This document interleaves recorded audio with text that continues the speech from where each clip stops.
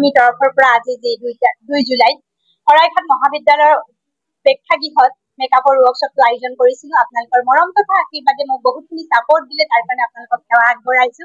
আগন্তুক দিনকেইটাও যেন এনেকৈ মই আগবঢ়াই নিব পাৰোঁ, মেকআপৰ ক্ষেত্ৰতে হওক বা নিউট্ৰিশ্যন ক্ষেত্ৰতে হওক বা অন্য কিছুমান কামতে হওক।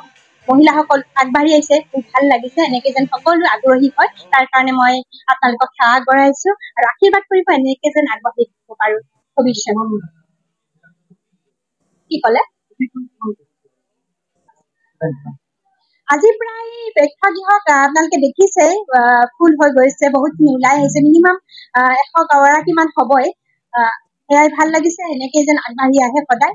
ভাল লগা মুহূৰ্ত আচলতে অকল মোৰ বাবে নহয়, সমগ্ৰ অসমৰ বাবে আৰু আমাৰ গোটেই চলচ্চিত্ৰ উদ্যোগটোৰ বাবে এটা খবৰ।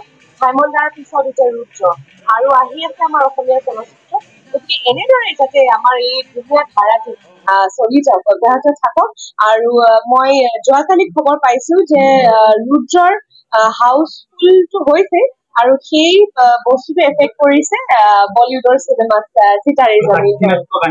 হয় হয় হয়, গতিকে আমি কম্পিট কৰিবলৈ পাইছো, এইটো আমাৰ কাৰণে এটা খুব ভাল খবৰ। অকল চলচ্চিত্ৰখনৰ লগত জড়িত হৈ থকা ব্যক্তিসকলৰ বাবে নহয়, সমগ্ৰ অসমৰ বাবে এটা ভাল খবৰ।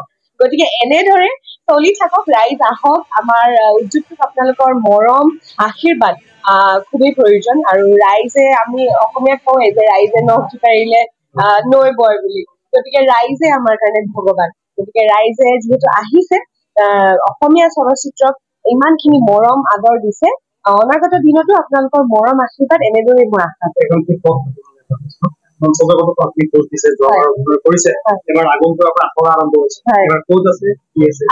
মোৰ আখৰা আৰম্ভ হবহে 6 তাৰিখৰ পৰা আমাৰ আখৰা আৰম্ভ হব আৰু মই চুক্তিবদ্ধ হৈছো ৰাজধানী থিয়েটাৰৰ লগত। মোৰ লগত আছে প্ৰাঞ্জনা দত্ত বা বলিষ্ঠ অভিনেত্ৰী ভাগ্যৱান জগতৰ, আৰু লগতে আছে জনপ্ৰিয় অভিনেতা ৰাঘৱ নিতম, অভিনেত্ৰী জুঞ্জুন বৰা আৰু অভিনেতা ঋষভ শৰ্মাৰ লগতে আৰু বহুতো বিশিষ্ট অভিনেতা অভিনেত্ৰীসকল আছে। আৰু লগতে এইখিনিতে আচলতে আমাৰ ৰাজধানী পৰিয়ালটোৰ বাবে এটা সুখবৰ যে প্ৰথমবাৰৰ বাবে বেহৰবাৰী আউটপোষ্টৰ খ্যাত মণি বৌ, খ্যাত পাপৰি বৌ এইবাৰ আপোনালোকে মঞ্চত দেখা পাব। গতিকে আমাৰ বাবে এটা সুখবৰ সেইটো। গতিকে মণি বৌৰ লগত সাজুদাক দেখা পাব কৌতুক অভিনেতা অভিনেত্ৰী হিচাপে। গতিকে আপোনালোকৰ ওপৰত শুভকামনা। অসমৰ সংবাদ জগতখনৰ বাবে এক সুখৰ খবৰ। আপোচবিহীন ৰাইজৰ কণ্ঠ সাপ্তাহিক কবচ পুনৰ এবাৰ অসমৰ ৰাইজৰ মাজলৈ।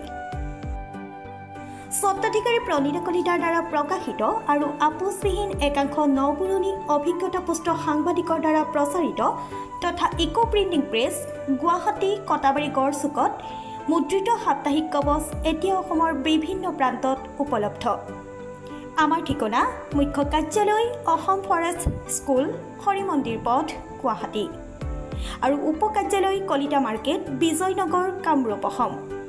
মোবাইল নম্বৰ হৈছে 9435114666 70024728113। আমাৰ ইমেইল আইডি হৈছে kobos2025@gmail.com।